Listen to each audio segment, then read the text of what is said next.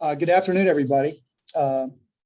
Welcome. We're really excited to have the chance to talk about a topic that a lot of you probably have talked about daily, weekly, monthly for quite a long time. And it's interesting that different companies have different ways of thinking about back to the office, back to work, culture, et cetera. And what we really want to do today is enable our blue chip panelists to talk to you guys and share ideas and thoughts about the different ways that companies think about going back to work, and then the impact that has on talent and talent retention, talent acquisition, et cetera. So with that, let me first introduce the blue chip panel, and I can start on the left. So Felicia Taylor, Trintech, CHRO, and obviously I've worked with Felicia for almost a year, and really happy to have her with us and get her feedback.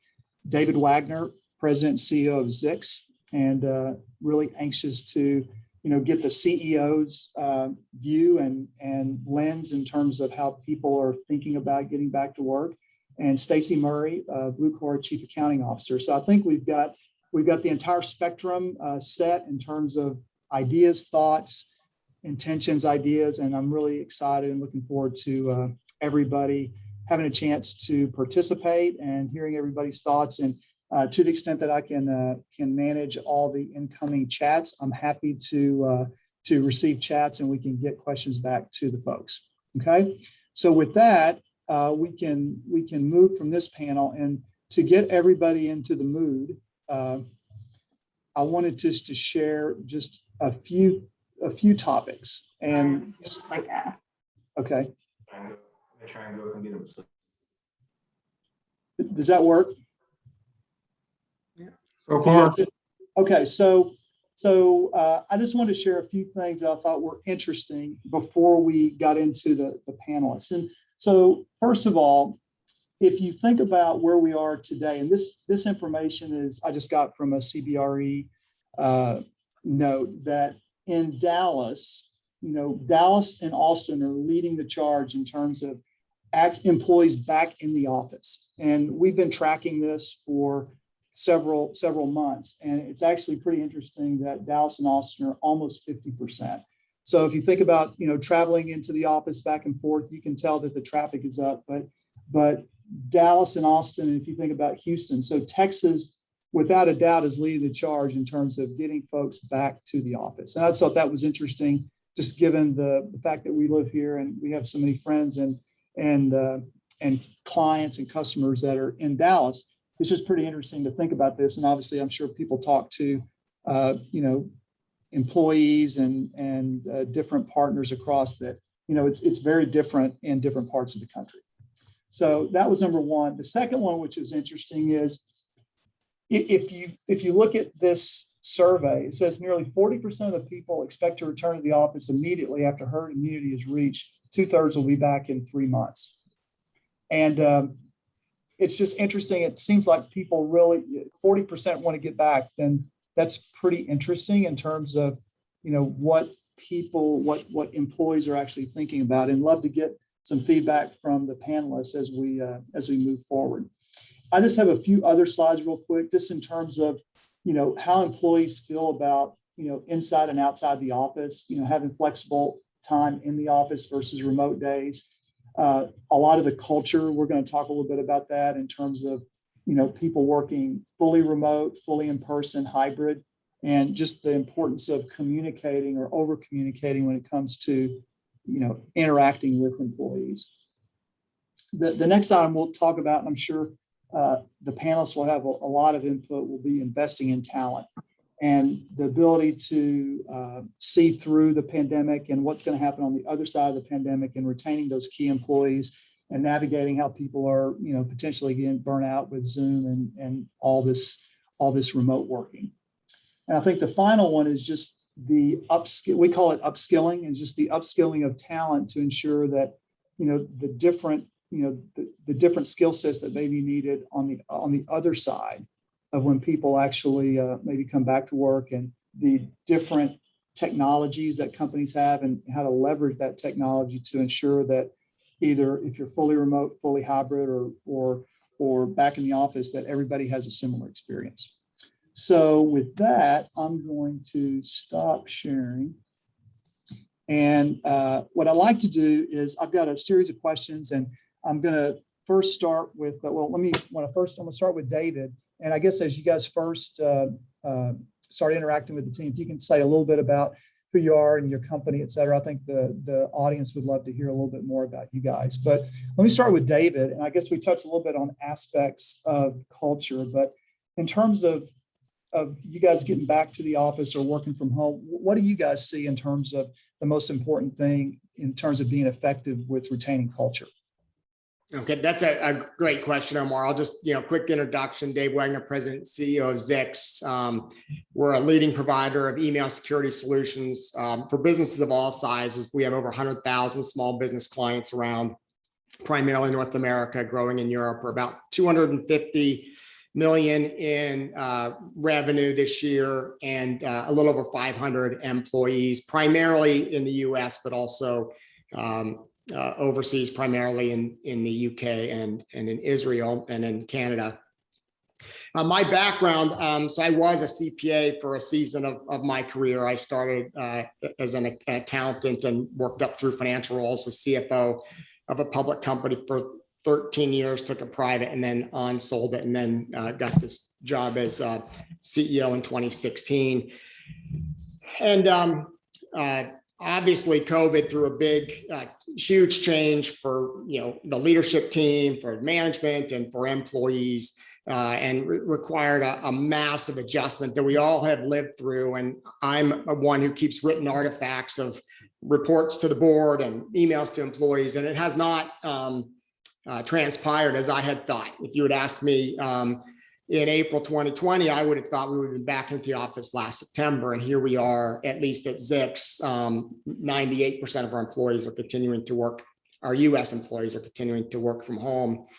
And so Omar asked about culture and how that has been important in navigating this dramatic change in how we work. And my dad has a saying, he says, sometimes you're better lucky than good. And I was lucky in that we had done a really big acquisition in February 2019, so 13 or 14 months before the pandemic. And that doubled the size of the company, caused us to have a lot more locations, and caused us to be really intentional in thinking about culture. And in that intentionality, we came up with three. We happened to work with Spencer Stewart. We came up with three attributes that we wanted to promote in our culture: caring, results-oriented, and always learning. And so we were 6 or 8 months into activating this intentionality around culture. And so when Omar asked, now what's the most important? We were emphasizing 3, always learning was the third, and I would promote that as the first most important attribute of culture that's helped Zix navigate the pandemic.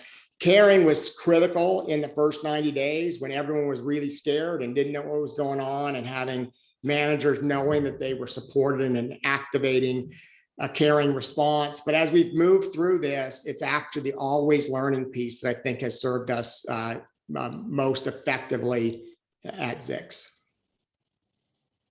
Awesome. That's great, David. So Stacy, how about if you want to introduce yourself and talk a little bit about what's happening at Blue Quora with that? Absolutely. So first of all, thank you so much for having me this afternoon. As we've all mentioned, this is a very hot topic across all companies. So I was excited to be able to share some perspective on what we're doing. Maybe just a little introduction. So I'm the Chief Accounting Officer for Blue Quora. And what is Blue Quora? So Blue Quora operates 2 segments. One, some of you may be familiar with, we sell the Tax Act software, which is the do-it-yourself software for both individuals and professionals. And the second segment of our business, Avantax Wealth Management, we provide financial advisors, CPAs, tax professionals with the support, training, and tools that enable them to then become wealth management advisors and assist their current clients in tax-advantaged investing and wealth management. We are headquartered in Dallas and also have a presence in Iowa. We are domestic and have about 1,000 employees, of which the majority are based in the Dallas area. So to respond to the question, David, it's interesting. We also embarked on a culture survey and partnered with Spencer Stewart. You said you had 3 key qualities. I think we had like 8 or 9, but some of those qualities that we are focused on is also caring. And I think that that was an aspect that, you know, for a lot of us that had been in the office together before the pandemic, we had a very caring culture. In fact, caring was rated pretty high on our scale. So I think that that really served us well going into, you know, this unprecedented time because we were there for each other, we were supportive. The next aspect, though, was communication. And just that really intentional communication from the leaders to set strategic vision or just communication about what are we doing about, you know, the pandemic and how are we navigating through it. So I think that, you know, those were some key aspects to our culture of just constant communication. We implemented a email communication that was sent out from one of our ELT members on a weekly basis. And it was an update on kind of the state of the affairs for the company, but also there was some, you know, humanality to it. They were telling stories about what was going on in their household or, you know, whether it was comical or, you know, what they were doing to entertain themselves as a family or what grocery supplies they were short on. But, you know, by rotating around the executive team and sending out these messages to the employee base, it really gave us, you know, a sense of closeness to our executive team, which then as the communication went on, it really allowed us to feel closer and a bond as a company.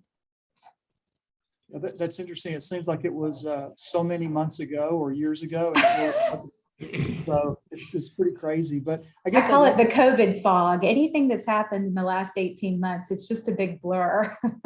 Exactly. So I don't know, Felicia, if you want to jump on and say hello and talk a little bit about that. And then maybe after you get through that, we can start the next topic of like certain functions and how certain functions or departments inside companies have, you know, behaved or been treated differently. So maybe a double whammy for you to get started. Yeah, no problem. Thank you. So Felicia Taylor, I'm the CHRO for Trintech. We are the leaders in the financial close software. We have over 3,500 or so mid-size and large enterprise customers across 100 companies. We have, we're headquartered here in Dallas. We have approximately about 500 employees, depending on what the requisition list looks like for the day and our backfills look like. So we're hovering at that right now. And majority of our employees are domestic in the US, but we do have a presence in Europe. And so I've been with Trintech for just about a year, as Omar mentioned. And yeah, the culture piece of it has been very interesting and what has resonated early on in the pandemic. I wasn't here, but from all of the data that I looked at, what the employees really resonated with was our CEO's attentiveness to the needs and the caring of, you know, the personal side of it. That's the first time I think that on such a large scale, organizations really looked at the employee's whole self, you know, their family, their, you know, just the full side of the employee, because we only see a certain portion of the employee when they come to work. So we started to learn a lot more about what was going on and what was driving, you know, decisions and behaviors and fears. And so the caring, even though we hadn't worked with Spencer Stewart, which would probably, should just join the club. But, carrying that empathy, that level of understanding and accommodation was so important. And it has been throughout this entire process. And what we've continued to hear is, flexibility. So, going into the next question, Omar, what exactly did you want me to cover as far as what functions have been the most successful? Yeah, I guess, yeah, because I know one of the things we wanted to talk about was just in terms of, if you looked at finance or customer success or software dev, like, how are those different functions, behaving differently in terms of trying to, folks getting back to work or, staying at home. And then we can, check with some other folks as well. Yeah, absolutely. So what we've found is that we've had some groups that are a little bit more hesitant to come back into the office. So we too had a phased approach and return to work. We're at about, on an average, between 30 to 40% of our headquarter workforce is back in the office a few days a week on a voluntary basis. So we've had to modify our approach overall to our return to office strategy, just like David said. We had ideals and then we've modified. And so we've kept that flexibility, which is really important. But our engineering and developers, that's the group that they by nature, are very introverted. They like to work, alone. They can function alone, but there's a lot that we do here with collaboration that would be missed if we just maintain that level of remoteness. But we've seen a lot, we try to cross between productivity and effectiveness, the two words there, but we saw like a spike in productivity from our success organization. We have a function called DFS, which is a very data entry type of role. Those folks weren't having to catch public transportation to get to work. And, so just the quality of work and quality of that work-life balance has definitely impacted employee engagement and in overall job satisfaction in some of those groups. So I know, David, you had some comments on this as well. Yeah, I think our experience is somewhat similar, Felicia, that our development team, well, first of all, across all of our teams, our productivity measures, everything we can measure has maintained highly effective. So that, I feel really confident in our team's use of technology and how we're adapting. Now, is everything perfect? No, there's some areas where we've had wins and some areas that we're working through, but our development team probably benefited the most from going to work from home. And some of it has to do with where we were in our journey. We had done a series of 4 acquisitions. And so we had dev teams in Seattle and in Florida and in Dallas. And everyone going remote then equalized the communication. And we know this from study after study, right? We communicate most with the people who are closest to us.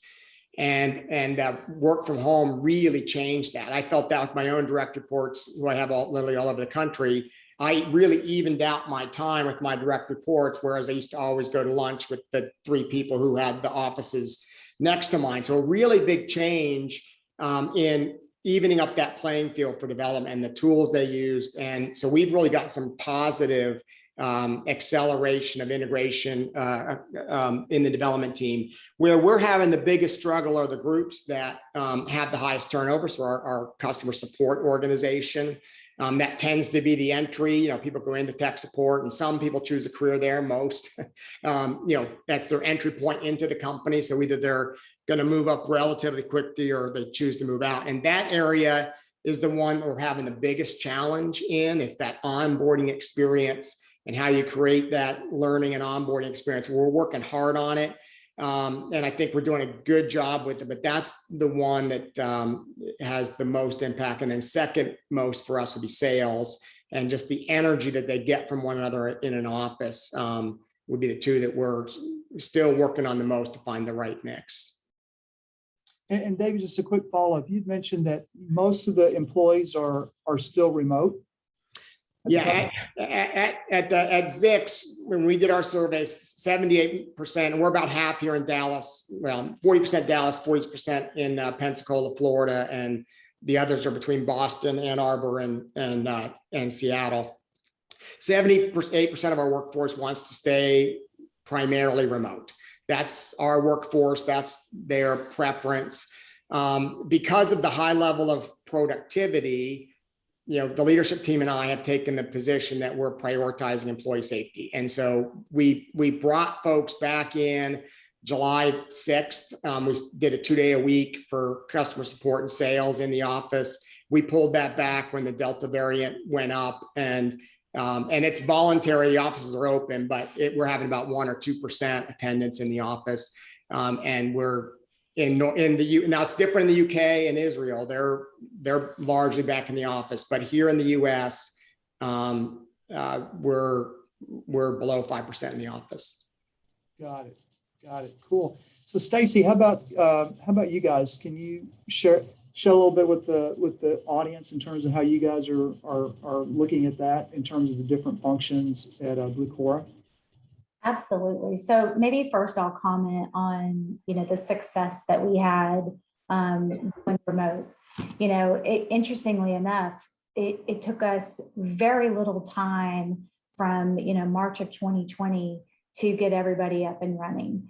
Of course, there were a few little areas where people needed technology and other things, but our IT group worked fast and furiously to make sure that everybody had the appropriate setup. But we were like, from a finance and accounting perspective, we were already pretty paperless for our close process. Most everything we use Workday as our accounting system. Most everything was, routed through Workday for approval. We use SharePoint. We use different network drives. So the close process, or the start to finish function, really didn't suffer. It was just more than anything, it was making sure that we were having those deliberate dialogues, whereas maybe you would, yell over a cube or yell out your office and go down the hall and grab somebody to get some information. It was, oh, I got to call that person, or I got to set up a Zoom and make sure that I'm touching bases, with all of the relevant parties that could provide information into the close process. So that was a good news story, and that it worked pretty seamlessly. I would say from a macro perspective, I think each functional group did a really good job, continuing to be very productive. Where I would say, maybe some communication was lost, or, definitely could be improved in an in-office setting, is just cross-functionally. Again, you just have to be extremely deliberate about making sure that you're having those communications cross-functionally. But I would say that within each department, it was very productive. Just a note about where we are with the return to office. Interestingly enough, we built a brand new office in 2020 that was going to open in July of 2020. So it has sat pretty empty since July of 2020. And similar to what David mentioned, our first priority was safety of employees and making sure that we were making the right decisions. We are on what we're calling a pilot program, where if vaccinated, you're welcome to come work in the office. The pilot program is for the executives and SLT for Tuesday, Wednesday, Thursday, every other week. We come into the office, we make sure we're structuring our meetings together on those days so that we can collaborate. And so that kicked off a couple weeks ago, and it was like the first day of school for all of us to see each other again. But definitely not, I can see the participation waning a little bit on that pilot program, but there was definitely that energy of us being around each other again. So hopefully we can slowly encourage, a hybrid program that works for everybody. Right. So just one other follow-up before we move on to the next topic. So we talked a little bit about productivity. Were there certain metrics, Stacy, that you guys looked at in terms of productivity? Because we've talked a lot about how do you really assess productivity, and Is it qualitative? Is it quantitative? And not to put you on the spot, but how did you guys look at that? Well, for my function, productivity is making sure that the close process happens on time. And we're a public company, so filing on time, getting through an audit without issues, making sure, again, on that cross-functional communication, making sure that we checked in with the business and that there weren't contracts that were signed that we didn't know about. So I think it was really just broadening our reach onto different functions and making sure that we were asking the relevant questions of, did you sign any new contracts, or tell us about the business, or, were there any metrics that changed? So I guess all of that to say is, if we got through a complete and accurate close process, then that was the metric that we were definitely using. Got it.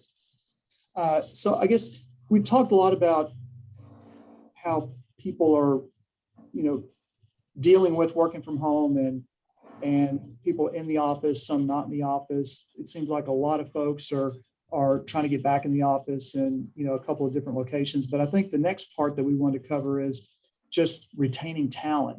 And I'm sure everybody's heard of the Great Resignation and how, folks are really focused on, a different path in terms of, now that they can work remotely, and so many companies are having their employees work remotely. It's really opened up the aperture of like where you might be able to work. And so there's been a lot of discussion about that. And I thought maybe, Felicia, we could start with you in terms of, what you're seeing and how we're thinking about talent acquisition, talent retention, and maybe some trends, in all the different panelist companies about what they're seeing in the employee retention side. Yeah, no, I think that's a great topic, Omar. I know for us in particular, last year we saw our highest retention tenure bucket was in the 0 to 2 year period. And we really kind of figured that a lot of that was an adjustment to COVID and onboarding in a completely new environment. So we had to make adjustments to our onboarding to make it remote friendly and really try to ensure that we're delivering that new hire experience virtually the same way we would do in the office. So that took some tweaking, but we had 61% of it. And just in general, according to like a Visor study that was done, in 2020, the 0 to 1 year bucket was 45% attrition. Wow. So last year it was really high. And in general, like in all industries, over just general turnover, it was 20% last year. In tech, it was a little higher at 21%, but the average it usually hovers between 17 to 18, depending on the year. So attrition has definitely peaked up. And for us, the top reasons, were career path, compensation, and leadership. So those were things that we took as initiatives for this year. And we've been really working a way to, take that off the table. So compensation, everybody's paid, fairly according to their skill set. They have a clear future and development on where they can go and how they need to get there. That's the next thing that we're working through. And leadership development. A lot of us in small companies or fast growing companies, we have a lot of first time people leaders. And then we throw a pandemic on top of that. And we're asking them to lead in ways that they never even dreamed they'd even have to. So that was a real important factor in, really engaging the leadership. But yeah, so we've seen that. And then on the hiring side, I mean, a lot of the information I'm getting from the recruiters as far as, employers are offering stay bonuses, retention bonuses, they're counter offering. So once we think we have a candidate in the bag, they're getting, of course, right? Employers are trying to save their employees. Of our employees that attrited, over 56% of them last year got an increase in salary of 10+K. So I know Omar was tired of us saying, hey, we gotta save this employee, we gotta match their offer, because people want to stay. But I mean, the money that's being thrown at folks right now, it's just ridiculous. And so it's a little bit unorthodox for a lot of the HR folks in the room to hire outside of particular ranges or budgets. But I think at this point, it's like, we need to compete now, and we need to meet numbers. We need to ensure the business profitability, and we'll figure it out on the back end. That's what I'm hearing from a lot of my CHRO colleagues as well. So it's definitely difficult, but I'd love to hear what some other groups are going through.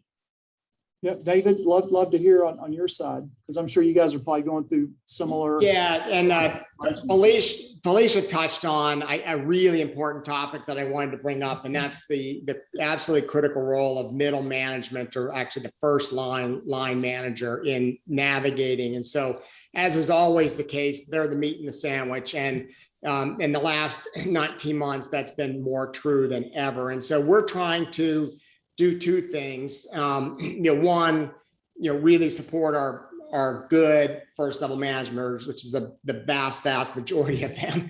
And then two, if we don't have really good first level managers, make adjustments so that we have really, really good first level managers. And one of the ways that we've supported them really surprised me, but I mentioned earlier that DE&I and remote work, to me, are really commingled because of the timing of George Floyd and the awareness kick and the COVID. These really got blended. And so we put some intentionality around thinking carefully about DE&I at Zix.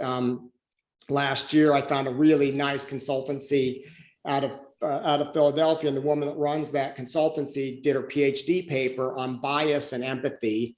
And her paper, and there's lots of literature around it, that biases we have, not necessarily born with them, but they wire themselves in before we have an opportunity to change. Biases are really hard to change, but empathy is a learned behavior.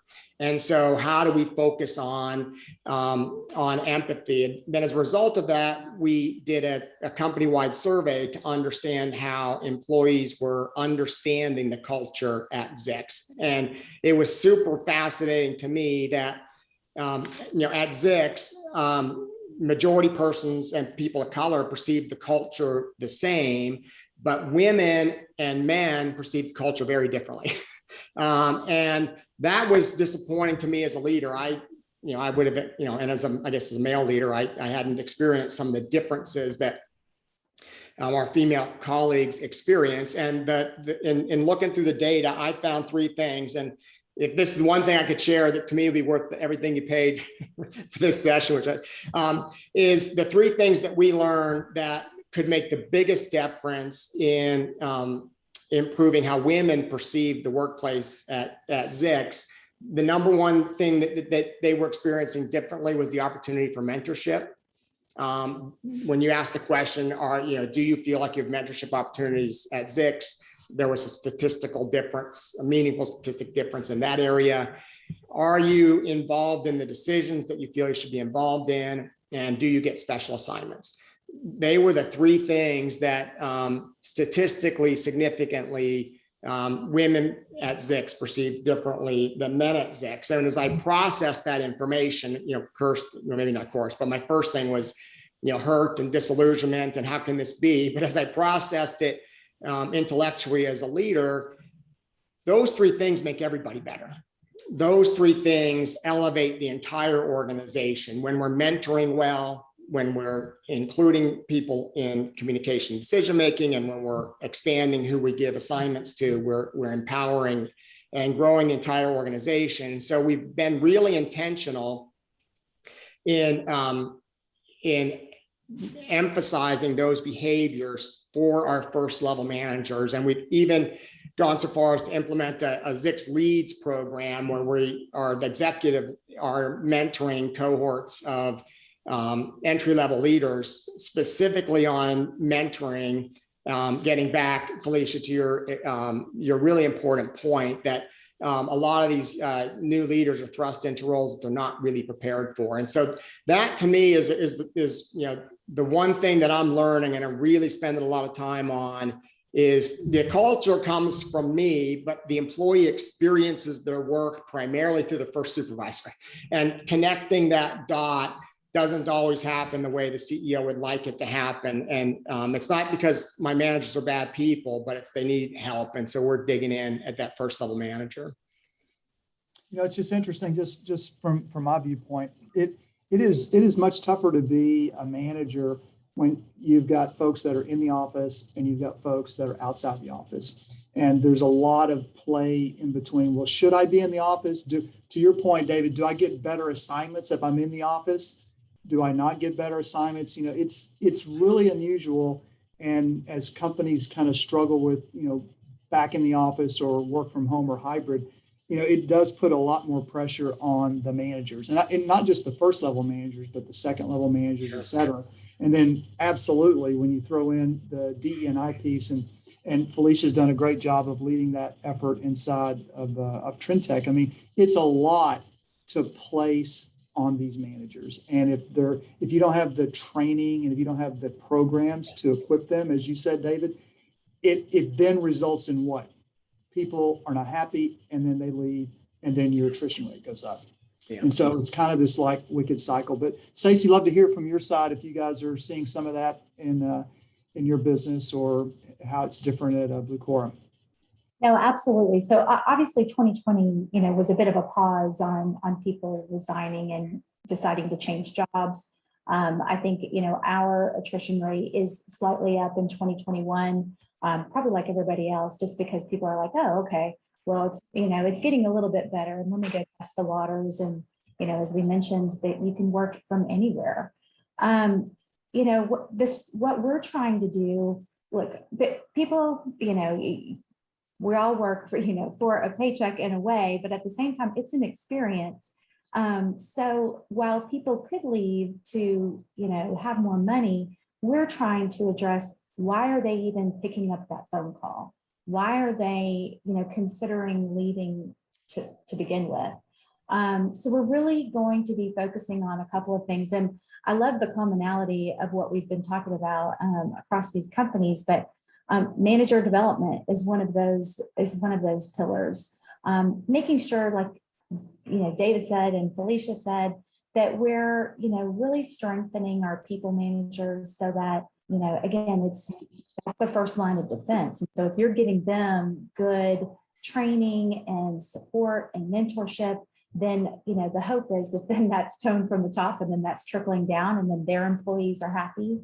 We're really looking at a career pathing and looking at career advancement roadmaps for our employees. We're looking at a strategy day. How can we pull our employees in to really understand the company's strategy? What is if I'm a senior accountant or a programmer or whatever my role is, how is it important to the company's long-term strategy? How does what I do play into that? So doing a half-day workshop for our employees to really pull them in and help them understand, and then really help them to feel vested in that journey. Community building, that's something that, with COVID has kind of fallen off, but that's another area that we're looking at of how can we pull our teams together for fun activities throughout the year, but it's also focused on a shared experience that is helping the community. And, there's bonding that goes along with that, with whether it's cross-functional or within your team. And then, in certain cases, we are looking at compensation across the board. And, to the extent we feel like there's market adjustments that are needed, then we're making those as well. But those are really, 5 areas that we're really trying to focus on to increase the employee experience. So again, maybe they're not picking up that phone call to look for another position. Yep.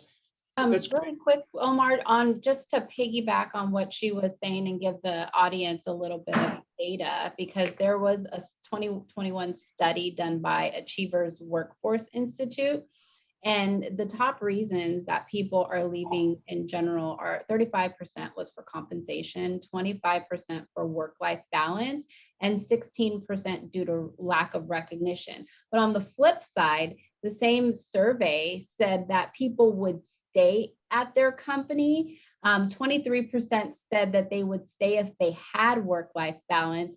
21% said they would stay if they were recognized, and only 19% said they would stay if they were compensated fairly. So it's definitely not all about the Benjamins. And what you said, Stacey, about the employee experience, it's so true. So I just wanted to tap onto that, because as of right now, the cost of turnover is 33% of an employee's annual salary. Like, let that set in, 33%.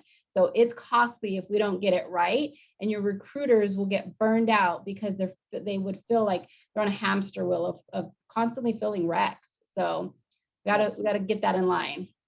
Yeah, well, that's good. And let's go just another quick part. It's almost the favorite time of everybody's year in terms of, negotiating with the CFO and the CEO in terms of budgets and money. And this is sort of a rhetorical question for Felicia, but we'll get to David and Stacey later.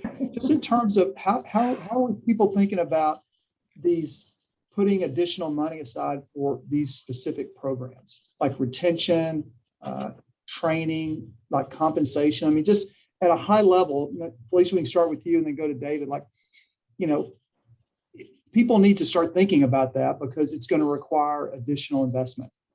Yeah, absolutely. I mean, Omar, thanks for already signing the PO, but we've already invested in the people development side of it. So, we're partnering with a firm here in Dallas, DDI, and they're helping us build a whole leadership program for your first line people leaders all the way to, more strategic people leaders. And they have the content that will help with, the individual contributor as well. And I think that's really, like, that's where David, you hit the nail on the head with that leadership piece of it. I mean, that's so important.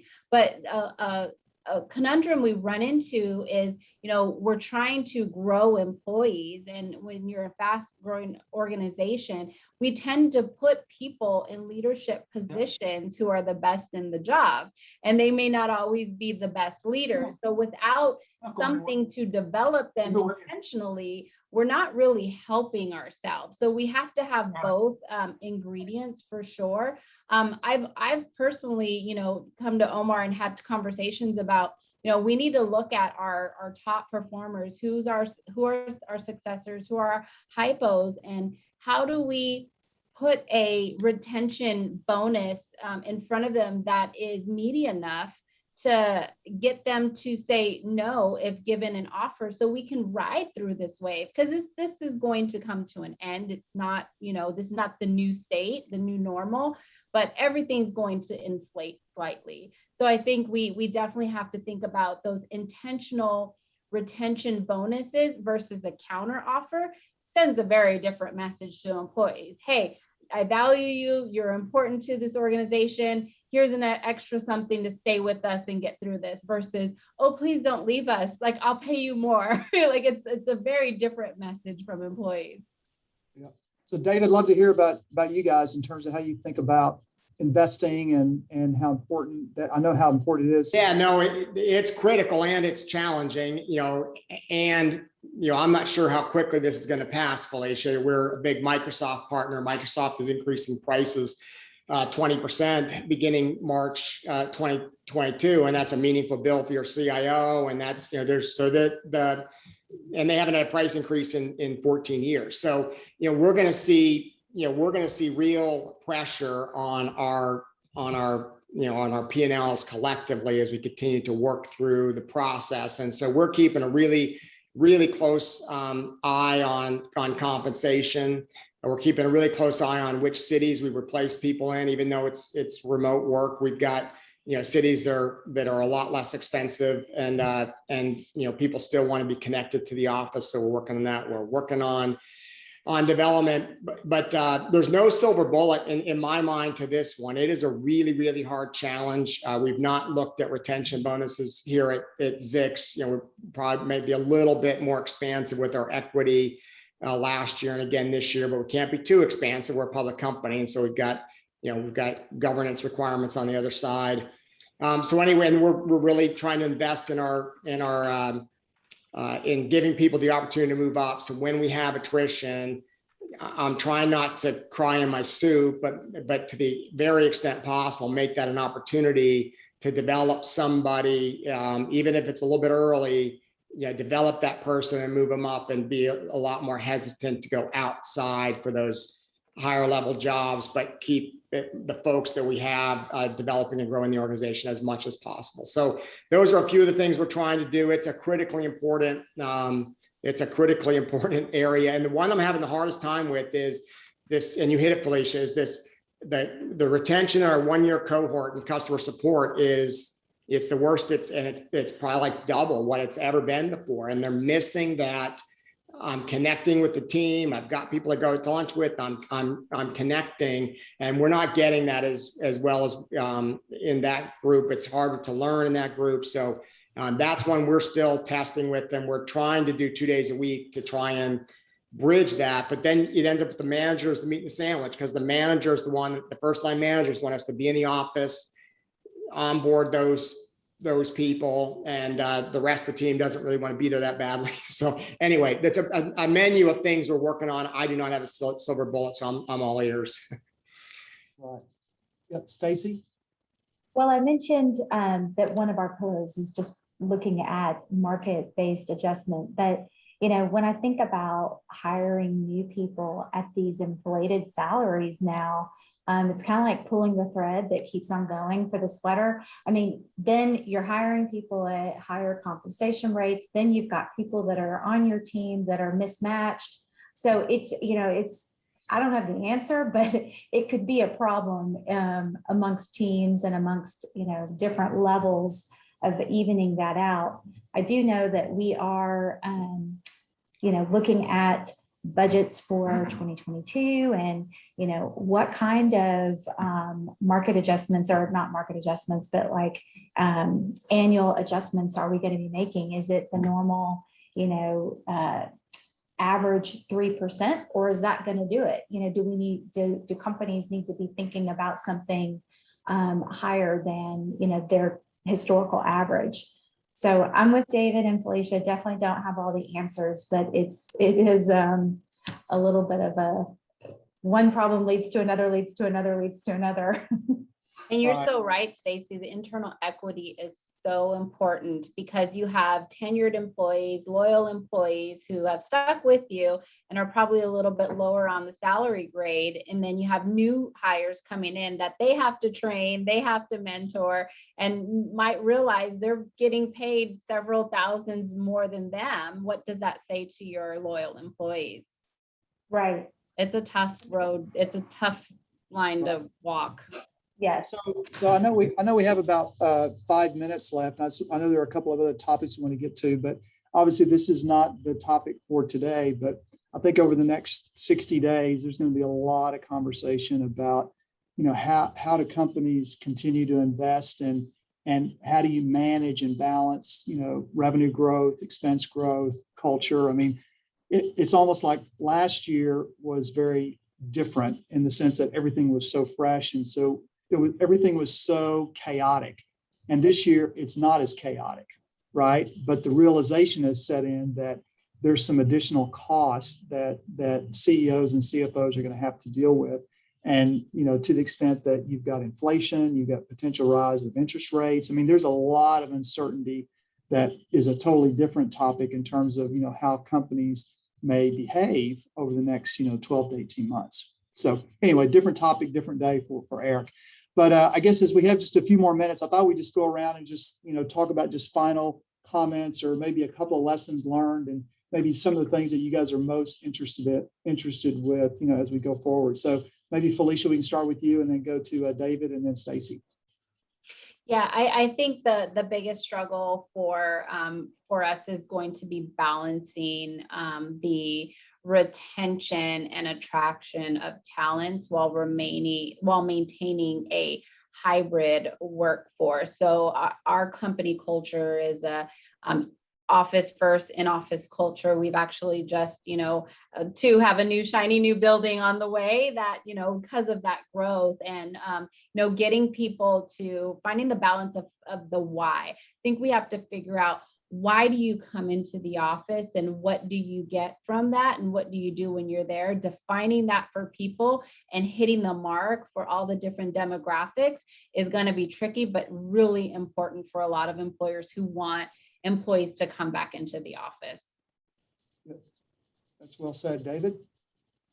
Similar. And again, I keep coming back to this, first level manager. It doesn't have to be that everywhere down the organization, each manager and their team, their core team, making decisions of how they are going to be most effective in this new world. And to me, the real challenge is, we, like most companies, we have spread out more, some first through acquisition and then through remote work. And I foresee, what I hear is people want to get together. They want to get together from multi-cities for meetings. So, and this is still a hope strategy, which we were talking in my breakout group when, we don't know what COVID's going to do, but assuming, we go back to normal in terms of where the pandemic is, I think people are going to want this mix of being able to get together with travel in conference rooms for specific reasons, and then get back out to their preferred remote location. And how we balance that team by team, to me, is going to be the really interesting thing. That, and from a budget perspective, that's going to be the really interesting thing to watch. Agree 100%. Stacy? So where I would love to see this go, or at least for us, is, continue to be very supportive of a hybrid. But, look, culture is a huge focus for us. And, I'll be the first to admit that when I worked in a remote environment years ago, but have been in the office for probably the last 10 years. And so when we went remote, I was like, oh, this is terrible. I want to be back in the office. But the longer it's gone on, the more comfortable I've become being remote. But there is something to be said about the energy that you get from your team being in person, and those little, post-meeting 2-minute conversations that you can grab somebody. They're so important and meaningful. So where I would really love to see, it go for my team, especially, is trying to at least pick, a day or two every other week or something to be in the office together, go to lunch, have a happy hour, whatever the case may be, but then also collaborate and have a productive day together.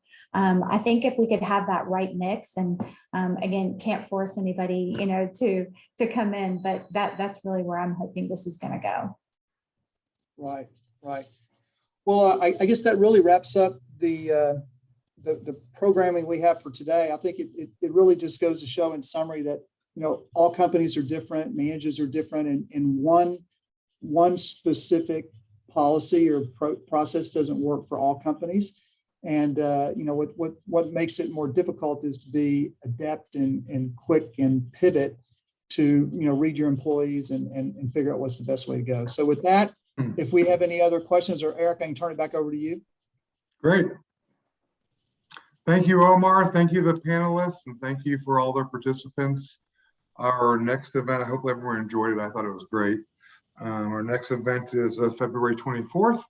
We're still working on the title and the subject, but it will be compelling, I am certain.